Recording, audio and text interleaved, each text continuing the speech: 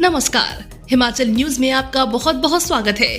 चलिए शुरू करते हैं आज की 10 फटाफट बड़ी खबरों से। केंद्रीय मंत्री नितिन गडकरी से मिले सीएम सुक्खू। हिमाचल की इन 2 सड़कों को नेशनल हाईवे घोषित करने की उठाई मांग। हिमाचल प्रदेश के मुख्यमंत्री सुखविंदर सिंह सुक्खू ने नई दिल्ली में केंद्रीय सड़क परिवहन और राजमार्ग मंत्री नितिन गडकरी द्वारा ली गई राष्ट्रीय राजमार्ग परियोजनाओं की समीक्षा बैठक में प्रदेश की 39 किलोमीटर लंबी रानीताल और कोटला और 41 किलोमीटर लंबी घुमारवीं जाहू सरकाघाट सड़कों को राष्ट्रीय राजमार्ग घोषित करने की मांग की है। उन्होंने कहा कि इन सड़कों का निर्माण पहले ही राष्ट्रीय राजमार्ग के मानकों के आधार पर किया जा चुका है और सैद्धांतिक रूप से भी इन्हें राष्ट्रीय राजमार्ग घोषित किया गया है। बिंदल बोले, कांग्रेस सरकार ने 18 महीने में केवल सत्ता सुख भोगा, बागियों के निष्कासन पर होगा चिंतन। भाजपा प्रदेश अध्यक्ष डॉक्टर राजीव बिंदल ने कहा कि पार्टी के साथ धोखा करने वालों और अन्य पार्टी से निष्कासित करने के बारे में चिंतन किया जाएगा। बिंदल ने कांग्रेस सरकार पर हमला बोलते हुए कहा कि यदि कांग्रेस सरकार ताकतवर हुई तो जनता की सेवा कर दिखाए, न कि जनता के हक छीनकर। कांग्रेस पार्टी ने स्थापना से 18 महीने में प्रदेश को 10 वर्ष पीछे ले जाने का काम किया है। विकास का एक भी कार्य कांग्रेस नहीं कर पाई है। हिमाचल किसान कांग्रेस की प्रदेश कार्यकारिणी भंग, प्रतिभा सिंह ने लिया फैसला। हिमाचल प्रदेश किसान कांग्रेस की प्रदेश कार्यकारिणी को तुरंत प्रभाव से भंग कर दिया गया है।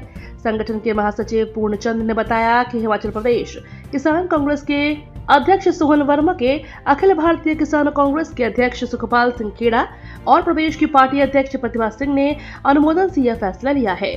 शीघ्र ही स्थायी सदस्यों को आमंत्रित कर प्रदेश कार्यकारिणी का गठन किया जाएगा। इसके बाद जिला और ब्लॉक स्तर पर भी कार्यकारिणी का पुनर्गठन किया जाएगा। हिमाचल के सरकारी स्कूल बनेंगे हाईटेक, अब बदल जाएगा पढ़ाई का तरीका। प्रदेश के सरकारी स्कूलों में पढ़ाने का तरीका बदलेगा। शिक्षा विभाग तकनीक के माध्यम से विद्यार्थियों को पढ़ाएगा। स्कूलों में बने अटल टिंकरिंग लैब के शैक्षणिक प्रभाव को बढ़ाया जाएगा। उच्च शिक्षा निदेशालय ने इसे लेकर निर्देश जारी किए हैं। उच्चतर शिक्षा विभाग के निदेशक डॉक्टर अमरजीत शर्मा ने सभी स्कूलों के प्रधानाचार्यों को एक पत्र जारी किया है। इसमें कहा गया है कि अटल टिंकरिंग लैब के शैक्षणिक प्रभाव को भी बढ़ाया जाए। लैब के अधिक प्रयोग को बढ़ावा देने के निर्देश दिए गए हैं। इसके तहत कार्यशालाएं और प्रशिक्षण सत्र शुरू किए जाएंगे। शीतकालीन स्कूलों में 1 अगस्त से शुरू होगी SA1 की परीक्षाएं, डेट शीट जारी। हिमाचल प्रदेश के शीतकालीन अवकाश वाले सरकारी स्कूलों में 1 अगस्त से SA1 की परीक्षाएं शुरू होंगी। समग्र शिक्षा कार्यालय ने 1वीं से 8वीं कक्षा तक की परीक्षाओं को डेट शीट जारी कर दी है। सुबह 10:30 बजे से दोपहर 1:30 बजे तक परीक्षाएं होंगी। समग्र शिक्षा के परियोजना निदेशक राजेश शर्मा की ओर से सभी जिला उप निदेशकों को इस संदर्भ में पत्र जारी कर दिया गया है। इन कक्षाओं के लिए प्रश्न पत्र समग्र शिक्षा कार्यालय की ओर से तैयार किए जाएंगे। 1ली से 5वीं कक्षा की परीक्षाएं 1, 2, 3 और 5 अगस्त होगी। हिमाचल में 3443 गांव बनेंगे ODF प्लस मॉडल। 604 गांव का हो चुका है पंजीकरण। स्वच्छ भारत मिशन के तहत हिमाचल प्रदेश में 3444 गांव ODF प्लस मॉडल बनाए जाएंगे। लाहौल स्पीति जिले को इसमें शामिल नहीं किया गया है। इस दिशा में ग्रामीण विकास एवं पंचायती राज विभाग ने खाका तैयार कर लिया है। वर्तमान में 604 गांव को ODF प्लस मॉडल घोषित करने की दिशा में दस्तावेजों में पंजीकरण कर लिया गया है। इसमें 517 गांव को ODF प्लस मॉडल की कैटेगरी में शामिल करके सत्यापित करने का कार्य भी कर लिया गया है। बीटेक के साथ विद्यार्थी को माइनर कोर्स की डिग्री का मिलेगा अवसर। हिमाचल प्रदेश तकनीकी विश्वविद्यालय हमीरपुर की शैक्षणिक परिषद की 34वीं बैठक कुलपति प्रोफेसर शशि कुमार धीमान की अध्यक्षता में हुई। राष्ट्रीय शिक्षा नीति 2020 के तहत तकनीकी विश्वविद्यालय की शैक्षणिक परिषद ने आने वाले समय में 15 से 18 क्रेडिट के 7 लघु डिग्री कोर्स शुरू करने का प्रस्ताव रखा है, जिसमें किसी भी बीटेक ब्रांच का विद्यार्थी माइनर कोर्स की डिग्री कर सकता है। 3 दिनों से नहीं बन रहे लोगों के ऑनलाइन सर्टिफिकेट से सरकार ने एक बार फिर से मोल ले ली टेंशन। हिमाचल में राजस्व विभाग ने कार्यरत पटवारियों और कानूनगो को स्टेट कैडर का दर्जा दिए जाने के फैसले से ग्रामीण राजस्व विभाग के अधिकारी सुक्खू सरकार के खिलाफ भड़क गए हैं, जिसके बाद हिमाचल प्रदेश संयुक्त ग्रामीण राजस्व अधिकारी एवं कानूनगो महासंघ ने 15 जुलाई से प्रदेश भर में लोगों को ऑनलाइन सेवाएं देने की सुविधा बंद कर दी है। प्रदेश भर में पिछले 3 दिनों से नगर निगमों, नगर परिषद, नगर पंचायतों और पंचायतों के तहत लोगों के ऑनलाइन हिमाचली प्रमाण पत्र, आय प्रमाण पत्र, कृषक प्रमाण पत्र और EWS आदि प्रमाण पत्र बनाने के लिए भटक रहे हैं। हिमाचल के इन ट्रैकिंग रूटों पर अब ट्रैकर्स की रहेगी अतिरिक्त सुरक्षा। जिला कुल्लू के ट्रैकिंग रूटों में लगातार लापता हो रहे ट्रैकर्स के मामलों को ध्यान में रखते हुए यह निर्णय लिया गया है। जानकारों के मुताबिक इस बार सितंबर महीने तक ट्रैक रूटों पर यह चेक पोस्ट स्थापित की जाएगी। इसमें ट्रैकिंग रूटों के लापता होने या रास्ता भटकने वाले ट्रैकर्स को समय पर रेस्क्यू किया जा सकता है। इसके साथ ही इन रूटों पर जाने वाले ट्रैकर्स का रिकॉर्ड भी तैयार हो पाएगा। जिला कुल्लू में एडवेंचर टूरिज्म को रेगुलेट करने के लिए बनाई गई एडवेंचर टूरिज्म कमेटी इस पर काम कर रही है। आपदाबाद के 9,042 करोड़ जारी करे केंद्र सरकार। मुख्यमंत्री ठाकुर सुखविंदर सिंह सुक्खू ने नई दिल्ली में केंद्रीय गृह मंत्री अमित शाह से भेंट की। उन्होंने केंद्रीय मंत्री को प्राकृतिक आपदाओं के दृष्टिगत हिमाचल प्रदेश की संवेदनशीलता से अवगत कराते हुए प्राकृतिक आपदाओं के प्रभावी प्रबंधन के लिए मंत्रालय के पास लंबित धनराशि को शीघ्र जारी करने का आग्रह किया। उन्होंने राज्य आपदा 2023 के दौरान केंद्रीय टीम द्वारा दिए गए आपदा उपरांत आकलन के अंतर्गत 9,042 करोड़ रुपए की वित्तीय सहायता जारी करने का भी आग्रह किया। अब हिमाचल के सभी स्कूलों में इस ऐप से लगेगी विद्यार्थियों की हाजिरी।